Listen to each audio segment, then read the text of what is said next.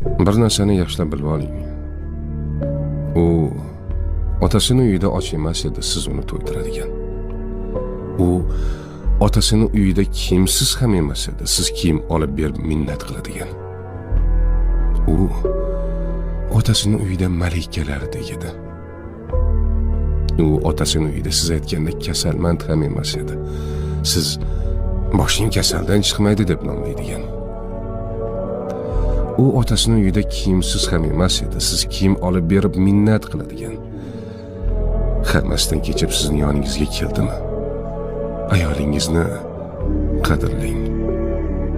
Ayol Allohning omonati. Uni xo'rlash omonatga xiyonatdir. Omonat qilib bergan zot bir kun omonatning ustida albatta hisob